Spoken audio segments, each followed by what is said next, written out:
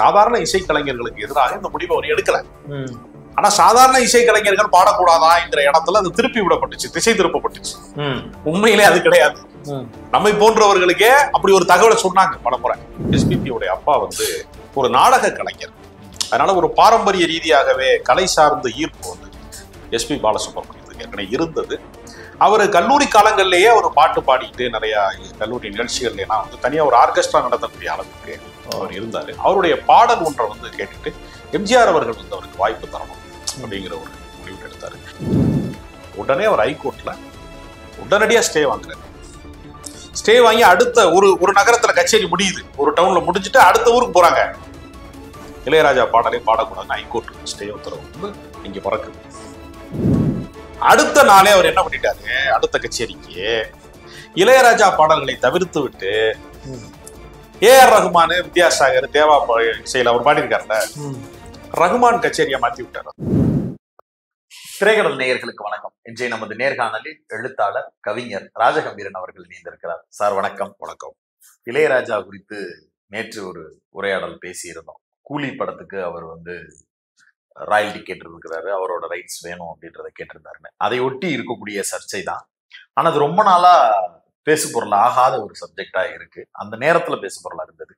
எஸ்பிபிக்கும் இளையராஜாவுக்கும் இருக்கக்கூடிய பந்தம், உறவு அப்படிங்கிறது நம்ம எல்லாருக்கும் வெளிப்படையா தெரியும். ஆனா ஒரு இடைப்பட்ட காலத்துல பேசாம இருந்தாங்க, அவங்களுக்குள்ள ஒரு பெரிய சண்டை அப்படின்றது ஒரு சிலருக்கு மட்டும்தான் தெரியும். படம் பாட்டு பாடுறது இல்ல, அவரு அந்த மாதிரியான பல பிரச்சனைகள் இருந்தது. ஒருத்தருக்கு ஒருத்தர் முகம் கொடுத்து கூட பேசிக்கல அப்படிங்கிற மாதிரி எல்லாம் சொல்லப்பட்டது. இளையராஜா, எஸ்பிபி இருவர் குறித்தும் ஒரு அறிமுக உரையாடல்ல இருந்தே இதை தொடங்கணும்னு நான் நினைக்கிறேன். இருவருக்குமான அறிமுகம் எங்க இருந்து தொடங்கியது, இவங்களை பத்தி பேசணும் அப்படின்னா எங்க இருந்து தொடங்குறது? எஸ்பிபி வந்து ஆந்திர மாநிலம் நெல்லூரில பிறந்தவர். அந்த காலகட்டத்துல ஆந்திரா, தமிழ்நாடு எல்லாமே வந்து ஒன்றோடு ஒன்று வந்து ஐக்கியமா இருந்த காலகட்டம். மொழிவாரி மாநிலங்கள் சினிமா துறை சார்ந்து வந்து எல்லாத்துக்கும் தலைமையாக வந்து சென்னை இருந்த காலகட்டம் அப்படிங்கிறதுனால அவரு வந்து இன்ஜினியரிங் படித்து கொண்டு இருக்கிற போதே அவருக்கு பாடல் மேல பெரிய ஈர்ப்பு ஏற்பட்டு, எஸ்பிபியோடைய அப்பா வந்து ஒரு நாடக கலைஞர். அதனால ஒரு பாரம்பரிய ரீதியாகவே கலை சார்ந்த ஈர்ப்பு வந்து எஸ்பி பாலசுப்ரமணியத்துக்கு ஏற்கனவே இருந்தது. அவர் கல்லூரி காலங்கள்லேயே அவர் பாட்டு பாடிட்டு நிறைய கல்லூரி நிகழ்ச்சிகள்லாம் வந்து தனியாக ஒரு ஆர்கெஸ்ட்ரா நடத்தக்கூடிய அளவிற்கு அவர் இருந்தார். அவருடைய பாடல் ஒன்றை வந்து கேட்டுட்டு எம்ஜிஆர் அவர்கள் வந்து அவருக்கு வாய்ப்பு தரணும் அப்படிங்கிற ஒரு முடிவு எடுத்தாரு. அப்படி அவருக்கு வாய்ப்பு தரணும்னு எம்ஜிஆர் வாக்கு அளித்தார். அதுல பாடணும்னு இவருக்கு முடிவெடுத்த போது அவருக்கு உடல்நலம் சரியில்லாம போச்சு. அவருக்காக எம்ஜிஆர் வெயிட் பண்ணி பாடல் பதிவு செஞ்சார். எம்ஜிஆர் அவர்கள் நடித்த அடிமை பெண் என்கிற படத்துல ஆயிரம் நிலவேவா ஓர் ஆயிரம் நிலவேவா அப்படிங்கிற பாடல் வந்து எஸ்பிபி அவர்கள் பாடி வெளிவந்த முதல் பாடல். அதற்கு முன்பே சில பாடல்கள் அவர் பாடி இருப்பதாகவும், ஆனால் அது வெளிவர தாமதமானதாகவும் சில பேர் சொல்லுவாங்க. ஆனால் அவருக்கு திரை இசையில் முதல் பாடல் என்பது ஆயிரம் நிலவே வா. அதனால பின்னாளில் வந்து பாடும் நிலா பாலுவாக கூட அவர் மாறி இருக்கிறார். அதனால அவருக்கு வந்து இளையராஜாவின் வருகைக்கு முன்பே எம்ஜிஆர் காலகட்டத்திலே அவர் பாடகர் ஆயிட்டார். அதனால அவர் புகழ் பெற்றது முந்தையே பண்ணிட்டார். இளையராஜா இளையராஜா வந்து அவர் ஜி.கே. வெங்கடேஷ்ட வந்து சேர்ந்த காலகட்டத்தில எல்லாம் இவர் பாடகர் ஆயிட்டார். அதனால இவங்க கச்சேரிகள்ல எல்லாம் வந்து இவங்க பணியாற்றி இருக்காங்க. எஸ்பிபி கூட போய் பல கச்சேரிகள்ல போய் இவங்க வாசிக்கிறது, இந்த மாதிரி நண்பர்களா இருந்திருக்கிறாங்க. ஓகே. அதனால அவருடைய வறுமை காலத்திற்கெல்லாம் அவங்க வந்து உதவியாலாம் எஸ்பிபி இருந்திருக்கிறாரு. அது ஆரம்ப கால நட்புன்னு கூட அது சொல்லலாம். வெளிநாடுகளில் இசை கச்சேரி நடத்துவது என்பது திரைப்படங்களில் சம்பாதிப்பதை விடவும் பல மடங்கு லாபத்தை தரக்கூடிய விஷயமாக இருக்கிறது. எல்லா இசையமைப்பாளர்களுமே இப்பொழுது ஒரு பெரிய இசை நிகழ்ச்சிகளை நடத்துறாங்க. அது உள்ளூர்லயே பெரிய வசூலை நடத்தி விடுகிறது. அப்படிங்கிறப்ப வெளிநாடுகள்ல பல்வேறு நாடுகள்ல இருந்து புலம்பெயர்ந்த தமிழர்கள் வந்து சொந்த நாட்டை இழந்தவர்கள், மொழியை வந்து இழந்தவர்களாக வெளிநாடுகளில் போய் எவ்வளவு செல்வந்தர்களாக இருந்தாலும் அவன் தமிழ் கேட்பதற்கும் இசை கேட்பதற்கும் ஒரு பெரிய ஆர்வத்தோடு இருப்பான். அது மாதிரியான கச்சேரிகளுக்கு வந்து ஒரே என்ஜாய்மெண்ட் அவங்களுக்கு. அதுவா? ஆமா. நம்ம ஆளுகளை நம்ம ஊர்ல பட்டிமன்றம் பேசுறவனை எல்லாம் ஒரு பெரிய தமிழ் அறிஞராக கருதக்கூடிய அளவுக்கு, வியக்கக்கூடிய அளவுக்கு கூட்டு போவான். தமிழறிஞர்களும் பட்டிமன்றத்துல இருந்திருக்காங்கல்ல. இல்லங்க, காமெடி பேசினாலும் கூட்டு போறாங்க. மதுரை முத்தையெல்லாம் நீங்க தமிழறிஞர் பட்டியல இல்ல, சாலமன் பாப்பையா ஐயா அவர் தமிழறிஞர் தான். அவர் நகைச்சுவையா பேசினாலும் அவர் தமிழறிஞர். அதை வச்சுதான் சொன்னேன். ஆமா, சுகிசீப மாதிரி அறிஞர்கள் இருக்காங்க, அவங்களெல்லாம் மறுக்கல. உண்மையான தமிழறிஞர்களும் இருக்காங்க, இந்த மாதிரியான காமெடி சென்ஸ் உள்ளவங்களும் இருக்காங்க இல்லையா. அதனால சொல்றேன், எல்லாரையும் வியந்து ரசிக்கிற போட்டிருக்கிற ஒரு பெரிய கொண்டாட்ட மனநிலைக்கு அவங்க வந்து இருக்காங்க. இப்ப என்ன செய்யறாங்கன்னா, நிறைய பேர் என்ன சொல்றாங்கன்னா, இளையராஜா அவருடைய இசை நிகழ்ச்சிக்கு வந்து எஸ்பிபி ஒரு பெருந்தொகை கேட்டாரு. வழக்கமா ஒரு 25 லட்சம் கேட்க வேண்டிய இடத்துல 50 லட்சம் கேட்டாரு. அதுல 2 பேருக்கு மன வருத்தம் வந்துருச்சு. புரியல, எதுக்கு கேக்குறாங்க? ஏன் இல்ல, எஸ்பிபி வந்து பாட வெளிநாட்டுக்கு அழைத்து செல்கிற போது அதுக்கான நிகழ்ச்சிக்கு கூட்டு போறதுக்கு ஒரு பெரிய தொகை கேட்டாங்க நிகழ்ச்சி ஏற்பாட்டாளர்கள்ட்ட. இல்லைங்க, இளையராஜா புக் பண்ணிடுவாங்க. ஓகே, இளையராஜா மூலமாக பல பேர்கிட்ட பேசுவோம். இளையராஜாவுடைய பாடல்களை இளையராஜாவோட மேடையில பாடுறதுக்கு பாடகர்களை ஆவாங்க. என்ன சொல்றாங்கன்னா, எஸ்பிபி வந்து ஒரு பெரிய தொகை கேட்டாரு. ஓகே, அதுல ஏதோ ஒரு மன வருத்தம் ஏற்பட்டு இளையராஜா வந்து தவிர்த்துக்கிட்டாரு அவரை அப்படின்னு சொல்றாங்க. உண்மை அது கிடையாது. நடந்தது என்னன்னா, இளையராஜாவுக்கு ஒரு 1 கோடி ரூபாய் தொகை கொடுக்குறோம் இசை நிகழ்ச்சிக்கு. எஸ்பிபிக்கு கொடுக்குறோம்னா ஒரு 50 லட்சம் ரூபாய் கொடுத்தா போதும். அப்ப நிறுவனம் எப்படி யோசிக்கிறான்னா, இளையராஜா இசையமைத்த பாடல்களை பூரா எஸ்பிபி தானே அதிகமா பாடியிருக்காரு, அப்புறதுக்கு இளையராஜா எக்ஸ்ட்ரா லக்கேஜ் இருக்கு, இவரே எல்லாமே பாடிடுவார்ல, இவரை கூட்டிட்டு போய் பண்றதுக்கு பதிலா அதே பாடல்களை எஸ்பிபி வச்சு பண்ணிடலாம், நமக்கு ஒரு 50 லட்சம் ரூபாய் லாபம் தானே. அது என்ன ஸ்டேஜ்ல புது டியூனா ஏற்கனவே போட்டு? ஆமா, ஏற்கனவே இருக்கிற அந்திமலை பொழிகிறது, ஏற்கனவே இருக்கக்கூடிய ஹாப்பி நியூ இயர், அந்த மாதிரி விஷயத்தானே எஸ்பிபி பாட போறாரு. அதுக்கு இவரை கூட்டு போனோம். இவர் என்ன சொல்லுவாரு, இவர் எப்படி இந்த இசையை எப்படி அமைச்சேன் அப்படின்னு கொஞ்சம் கதைகள் சொல்லுவார், அவ்வளவுதானே. இந்த கமர்ஷியலா வந்து ஒரு நிறுவனம் வந்து புக் பண்ணும்போது இளையராஜாட்ட பேசிட்டு கடைசி நேரத்துல கழட்டி விட்டாங்க. எந்த இளையராஜாட்ட பேசிட்டு அமெரிக்காவில வந்து ஒரு 7 முக்கியமான நகரங்கள் கச்சேரி நடத்தணும்னு பிளான் பண்ணிட்டு இளையராஜாட்ட பேசிட்டாங்க. பேசிட்டு கடைசி நேரத்துல அவரை கழட்டி விட்டாங்க, எஸ்பிபி வச்சு நிகழ்ச்சி நடத்திட்டாங்க. இப்ப இதுக்கு காரணம் வந்து அந்த நிறுவனத்துக்கு இப்படி ஒரு ஐடியாவை கொடுத்து, இளையராஜா வரலைன்னா நமக்கு வந்து இவ்வளவு பணம் மிச்சமாகும் அப்படிங்கிற மாதிரியான ஐடியாவை கொடுத்தது எஸ்பிபி தான் கொடுத்தாரு அப்படின்னு சில பேர் சொல்லிட்டான். யார்கிட்ட? ராஜாட்ட. ஆமா, நிறுவனம் தான் இந்த சூழ்ச்சி செஞ்சா எஸ்பிபி தான் பண்ணாரா அப்படிங்கிற ஒரு குழப்பமான சூழல்ல நிறுவனம் செஞ்சதாக நம்பப்படுகிற ஒரு விஷயத்த எஸ்பிபி செஞ்சாருங்கிற தகவலை சொல்றாங்க. இவர் பல நாடுகள்ல கச்சேரிக்காக அந்த பல நகரங்களுக்கு போறாரு. ஒரு கச்சேரியை முடிச்சிட்டாரு, இவருக்கு தகவல் வருது இவர் இல்லாம நடத்துறாங்கிறது.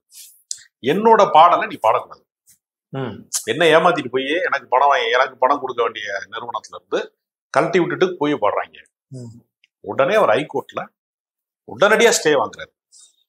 ஸ்டே வாங்கி அடுத்த ஒரு நகரத்துல கச்சேரி முடியுது, ஒரு டவுன்ல முடிஞ்சுட்டு அடுத்த ஊருக்கு போறாங்க. இளையராஜா பாடலே பாடக்கூடாதுன்னு ஹைகோர்ட் ஸ்டே உத்தரவு வந்து இங்க பறக்குது. இங்கதானே வரணும், திருப்பி நீதிமன்ற உத்தரவுக்கு வந்து நீங்க மீறிட்டீங்கன்னா இங்கதான் நீதிமன்றத்துக்கு பதில் சொல்லணும்ல. அடுத்த நாளே அவர் என்ன பண்ணிட்டாரு, அடுத்த கச்சேரிக்கு இளையராஜா பாடல்களை தவிர்த்து விட்டு ஏஆர் ரஹ்மான், வித்யாசாகர், தேவா இசையில அவர் பாடியிருக்காருல்ல, ரஹ்மான் கச்சேரியா மாத்தி விட்டாரு. அதாவது ரஹ்மான் இசையில வந்த பாடல்களா மாத்தி பாடிட்டாரு. பாடி அவருக்கு சக்சஸ், அவர் எல்லாத்தையும் சமாளிக்கக்கூடியவர். இந்த கோபம் தான் முதல் முறையாக என்னுடைய அனுமதி இல்லாமல் நீங்கள் இசை நிகழ்ச்சிகளுக்கு வணிக ரீதியாக பயன்படுத்தக்கூடாது என்கிற கோபமாக இளையராஜாவுக்கு ஏற்பட்டுச்சு. இதுதான் தொடக்கம். அவர் யாரையும் தெருமுனைகள்ல பாடுறவனையோ, வீதிகள்ல கச்சேரி நடத்துறவனையோ, கோயில் திருவிழால பாடுறவனை குறி வச்சு செய்யல. பெரிய பெரிய கார்பரேட் நிறுவனங்கள் வந்து பெரிய நிகழ்ச்சிகளை ஏற்பாடு செய்யறாங்க. மாபெரும் ஆடிட்டோரியங்கள்ல பெரிய டிக்கெட்டை வந்து ஆன்லைன் புக்கிங்ல பண்ணி பிரம்மாண்டமான நிகழ்ச்சி நடத்துறவங்க தன்னை வந்து ஏமாற்றுகிறார்கள் என்கிற இடத்துலதான் இளையராஜா இந்த முடிவை எடுத்தாரே தவிர சாதாரண இசைக்கலைஞர்களுக்கு எதிராக இந்த முடிவை அவர் எடுக்கல. ஆனா சாதாரண இசைக்கலைஞர்கள் பாடக்கூடாதாங்கிற இடத்துல அது திருப்பி விடப்பட்டுச்சு, திசை திருப்பப்பட்டுச்சு. உண்மையிலே அது கிடையாது. நம்மை போன்றவர்களுக்கே அப்படி ஒரு தகவலை சொன்னாங்க பல முறை. ஏங்க அவரு என்னங்க ஒரு கச்சேரியில பாடுனா என்னங்க குறைஞ்சு போயிட போகுது, ஊர் கோயில்ல மாரியம்மன் கோயில்ல வந்து பாடக்கூடாதாங்க இளையராஜா நம்மகிட்ட சொல்றாங்க. அப்படிதான் கிளப்பி விட்டாங்க. நம்மளே அதை கொஞ்ச நாள் வந்து என்ன பண்றான், ஓ இப்படி இருக்குமோ அவரே எளிய சூழல்ல இருந்து வந்தவர் தானே, அடித்தட்டு வர்க்கத்துல இருந்து வந்தவர் தானே, அவரும் மேடை கச்சேரிகளின் வழியாக அடையாளப்பட்டவர் தானே, அவர் ஏன் அவங்களுக்கு எதிராக நிற்கிறாரு அப்படிங்கிற கோபத்துல விமர்சனம் நமக்கே உண்டு. ஆனா உண்மை அது கிடையாது. இது மாதிரியான மிகப்பெரிய ஒரு கார்பரேட் செக்டார் மாதிரியான இந்த ஈவென்ட் மேனேஜ்மெண்ட் கம்பெனியில் நடத்தக்கூடிய மாபெரும் இசை நிகழ்ச்சிகளுக்குள்ள நடக்கிற இந்த உள்ளடி வேலையால் ஏற்பட்ட கோபம் தான். எஸ்பிபி இது குறித்து பேசினாரா? ஏதோ கோர்ட்ல போய் ஸ்டே வாங்கிட்டாரு, அவருக்கு எதிராக வழக்கு போட்டார்ல, அப்புறம் பேசினாருன்னா எப்படி பேசுவாரு? எஸ்பிபியும் பேசலாம். ஆமா, அவருக்கு வருத்தம் வந்துடும் இல்லையா? 2 பேரும் பழகினவங்களுக்குள்ள நீங்க எடுத்த அடுப்புலயே வந்து அது வழக்குக்கு போயிடுச்சு அப்படின்னா கோர்ட்டுக்கு போயிடுச்சு. இப்ப கமலஹாசனும் இளையராஜாவும் நண்பர்கள் தானே. விக்ரம் இடையில கத்துறதுக்கு அனுமதி இல்லாம கத்திட்டாங்கன்னு சொல்லி இவரு வந்து அனிருத் வந்து பயன்படுத்திட்டான்னு சொல்றத இப்ப வழக்குல சேர்த்துருக்காங்கல்ல. அப்ப நட்பு வேற, தொழில் வேற. தொழிலுக்குன்னு ஒரு தர்மம் இருக்கு, ப்ரொஃபஷனல் எத்திக்ஸ் இருக்கா இல்லையா? என்னுடைய இசையை நீ உனக்கு சொந்தமா அறிவு இருந்தா நீ கம்போஸ் பண்ணிக்க, நீ புதுசா டியூன் போட்டுக்க. ஏன் இசையை கடன் வாங்கிதான் நீ வந்து ஒரு படத்துக்குள்ள செருக முடியும்னா அதுக்கு நீ சம்பளம் வாங்கிட்டு தானே வேலை வாங்குற. இப்ப நான் எதுக்காக வந்து உனக்கு வந்து இலவசமா கொடுக்கணும் அத அப்படின்னு கேட்கிற கோபம் வந்து அவருக்கு எங்க இருந்து புறப்படுதுன்னா இந்த இசை நிகழ்ச்சியில ஏமாற்றப்பட்டதுக்கு தான் பிறகு. அதனால அவர் பக்கம் நியாயம் இருக்கிறது. அது இந்த சூழ்ச்சியெல்லாம் அறிந்தவர் அல்ல இளையராஜா. நீங்க வட்டார வழக்குன்னு ஒரு படம், லோ பட்ஜெட் படம், எனக்கு பணம் கொடுக்க முடியலன்னு சொல்ற இயக்குனருக்கு பணமே வாங்காம இசையமைத்து கொடுக்கக்கூடிய மனமும் இளையராஜாக்கு இருக்குல்ல. அப்ப நம்ம என்ன செய்யறோம்னா ஒரு செயல்களை தான் நம்ம விமர்சிக்கிறோம். இப்ப இளையராஜா வந்து மொழிக்கு எதிராக நிற்கிறார், மொழிக்கு எதிரான கருத்துக்களை சொல்றாருன்னா நம்ம கண்டிக்கிறோம். அங்கு இளையராஜாங்கிற பாரபட்சம் நம்ம பார்க்கறது இல்ல. அடிக்க வேண்டிய இடத்துல அடிக்கணும், அணைக்க வேண்டிய இடத்துல அணைக்கணுங்கிற மாதிரி விமர்சனம் என்பது வந்து 2 தரப்புக்குமானதா இருக்க முடியாது. உலகத்துல நடுநிலைமைன்னு சொல்ற மாதிரி ஒரு அயோக்கியத்தனம் உலகத்துல கிடையாது. அடிபட்டவனுக்கும் அடித்தவனுக்கும் எப்படி ஒரே நீதியை வழங்க முடியும்? அடி வாங்கின மக்கள் தான் நிக்க முடியும். இந்த பிரச்சனையில இளையராஜாவுக்கு தான் பாதிப்பு ஏற்பட்டிருக்கிறது. இல்ல சார், இப்ப இளையராஜாவுக்கு வரப்பட்ட செய்தி என்னன்னா எஸ்பிபி இந்த ஐடியாவை கொடுத்தாரா இல்ல இந்த நிறுவனம் அந்த ஐடியாவை கொடுத்துச்சா அப்படிங்கிற குழப்பம் இளையராஜா 2 பேரும் செய்த கூட்டு சதியா இருக்கு. இப்ப உண்மையிலேயே எஸ்பிபிக்கு நான் பண்ணல ராஜா அப்படின்றத சொல்ல வேண்டிய பொறுப்பும் கடமையும் அவருக்கு இருந்திருக்குல்ல. நான் போன இடத்துல லாஸ் வேகாஸ்ல பாடிட்டேன், அடுத்து என்னைய இன்னொரு மாகாணத்துல பாடுறதுக்கு கூப்பிடுறதுக்கு அப்ப நிகழ்ச்சி ஏற்பாட்டாளர்கள் இவ்வளவு பணம் பொருள் செலவு பண்ணிட்டோங்கயா, தவிர்த்திடக்கூடாதுங்கயா, நடத்தி கொடுத்துருங்கயான்னு என்கிட்ட ரெக்வஸ்ட் பண்ணாங்க. வேற வழி இல்லாம தான் நான் ரஹ்மான் பாட்டை அந்த கண்டினியூஸா 7 நிகழ்ச்சியிலையும் பாடிட்டு வந்தேன்னு சொல்ல முடியும் தானே. இது தனிப்பட்ட நட்பு வேற. நீங்க எஸ்பிபி மட்டுமே கலந்துக்கிற நிகழ்ச்சியில பாடும் நிலா பாலுன்னு பேனர் வைப்பான், இளையராஜா வந்தாருன்னு எப்படி வைப்பான்? நிகழ்ச்சி முழுக்க இவர் தாங்க ஹீரோ. எஸ்பிபி வந்து 2 செகண்ட் ஹீரோவா இருக்காங்க. கமர்ஷியல் அதுல இருந்து வரக்கூடிய புகழ், அதுல இருந்து வரக்கூடிய பணம் வந்து தன் பக்கம் வந்து வரணும் அப்படின்னு நினைக்கிறதா ஒருத்தருடைய இயல்பு. ஓகே, அதனால கமர்ஷியலா வரும்போதுலாம் அப்படி யோசிக்க மாட்டாங்க. அப்ப இளையராஜா நோட்டீஸ் கொடுக்கறது என்னுடைய பாடல்களை பாடக்கூடாதுன்னு, மாறா எனக்கு சேர வேண்டிய தொகையை கொடுத்துட்டு அந்த நிகழ்ச்சியில என்னுடைய பாடல்களை பயன்படுத்தலாங்கிறதும் ஒரு வழிமுறை தானே. அதை எடுத்தாரா இளையராஜா? அந்த அனுமதி, அதாவது இனிமேல் என்னுடைய பாடல்களை நீ பாடக்கூடாதுன்னு சொன்னது காரணம்னா என்ன மிஸ்யூஸ் பண்ணிட்டாங்க. என் பக்கம் என்னுடைய இசையை வந்து என்ன அனுமதி இல்லாமல் பாடி நீங்க வந்து மிகப்பெரிய நிகழ்ச்சிகள் நடத்தி கோடிக்கணக்கில் வசூல் செய்யக்கூடிய இடத்துக்கு நீங்க போகும்போது அப்ப என்ன நீங்க வந்து எப்படி நீங்க வந்து என்னுடைய இசைக்கான அத்தாரிட்டி என்ன, எனக்கான ராயல்டி என்ன அப்படின்னு கேட்கிற உரிமை அவருக்கு இருக்கிறது. அவர் வஞ்சிக்கப்பட்டதுனாலதான் இந்த முடிவு அவர் எடுக்கிறார். அவர் வக்கீல் நோட்டீஸ் அனுப்புனது காரணம் அவருடைய பாதிப்பு தான் காரணம். அதனால இந்த தந்திரங்களும் இந்த சூழ்ச்சிகளும் இவரை பாதிச்சிருக்கு. இவர்கள் அவரை வந்து இவருடைய இசையை மட்டும் பயன்படுத்தி கொண்டு இவரை புறக்கணித்திருக்கிறார்கள் என்கிற கோபம் தான் இந்த வழக்குக்கு அடிப்படை முகாந்திரமே தவிர அவருக்கு வேறு வன்மங்கள் கிடையாது. அவருக்கு தனிப்பட்ட முறையில எஸ்பிபி மீது பகையோ வேற யார் மீது வந்து வருத்தமோ அப்படிலாம் அவர் கிடையாது. இறுதி காலத்துல எப்படி இணைஞ்சாங்க சார் சண்டைக்கு? அதாவது இவங்களுக்கு இருக்கக்கூடிய உறவுங்கிறது என்னன்னா, இவர் வந்து இசையமைப்பாளர் ஆகிறதுக்கு முன்னாடியே வந்து இவங்களுக்குள்ள பழக்கம் உருவாயிருச்சு. இவங்க எல்லாம் மேடை கச்சேரி ஆரம்பத்துல பண்ணவங்க. அப்ப மெல்லிசை கச்சேரிகளுக்கான காலமும் ஒண்ணு இருந்துச்சு. நீங்க 80கள் வரைக்குமே எங்கு பார்த்தாலும் மெல்லிசை குழுக்கள் வந்து இயங்கிக்கிட்டே இருக்கும். பல கச்சேரிகள், ஆர்கெஸ்ட்ராங்கிறது, வெள்ளை ரோஜான்னு வந்து ஒரு இசைக்குழுலாம் மதுரையில இருந்துச்சு. எம்பிடிசி இருக்காங்கல்ல, மருதுபாண்டியர் போக்குவரத்து கழகம், அவங்க ஒரு இசைக்குழு வச்சிருந்தாங்க. அந்த கண்டக்டர் டிரைவர்களுக்குள்ளேயே பாடக்கூடிய திறமை இருக்கிறவங்க எல்லாம் ஒரு இசைக்குழு வச்சிருக்காங்க. அது அவ்வளவு பிரமாதமா இருக்கும். இப்ப நம்ம கடைசியா வந்து இந்த லக்ஷ்மண் சுருதி 1, 2 தானே இப்ப கேள்விப்படுறோம், ரொம்ப ரேரா தானே கேள்விப்படுறோம். அது ஒரு பெரும் கூட்டம் இருந்துச்சு. அதுல இந்த மாதிரி ஆர்கெஸ்ட்ரால பாடுறதையும் வந்து முழு நேர தொழிலாக வைத்துக் கொண்டவர்கள். 90ஸ்ல வந்து கல்யாணம், காது குத்து எல்லாத்துலயுமே பாடல்கள் ஒலிக்கப்படுவதை தாண்டி ஒரு இசைக்குழு வந்து பாடுறது பாடிக்கிட்டே இருப்பாங்க. அது ஒரு ஒரு கலாச்சாரமா இருந்துச்சு. அது அப்புறம் நிகழ்ச்சியில சம்பந்தப்பட்டவங்களே வந்து ஒரு பாட்டு பாடுறதெல்லாம் கூட. ஆமா, அந்த 100 வருஷம் இந்த பொண்ணு மாப்பிள்ளை வாழணும்னா பாட்டு பாடுவாங்க. ஆமா, இதெல்லாம் வந்து எதனால வந்துச்சுன்னா இந்த கச்சேரிகளுக்காக தான் வந்துச்சு. திருமண விழாக்களுக்கு இது பயன்படுத்தட்டும் அப்படிங்கறதுக்காக தான் அந்த மாதிரி பாடல்கள்லாம் உருவாச்சு. அதனால எப்பொழுதுமே வந்து என்னன்னா தொடங்குற இடத்துல இருக்கக்கூடிய நட்பு வந்து முடிகிற இடத்துல இருக்காது. வளர்ச்சிங்கிறது வந்து எப்பொழுதுமே என்ன செய்யும்னா, 2 பேருமே மலை உச்சிக்கு போயிட்டாங்கன்னு வச்சுங்க, இதுக்கு மேல ஏறுறதுக்கு இடம் இல்லை. ஒரு உயரத்துக்கு மேல ஒண்ணுமே இல்ல, ஒரு கால் வச்சுதான் நிக்க முடியும்னா ஒண்ணுமே பண்ண முடியாது.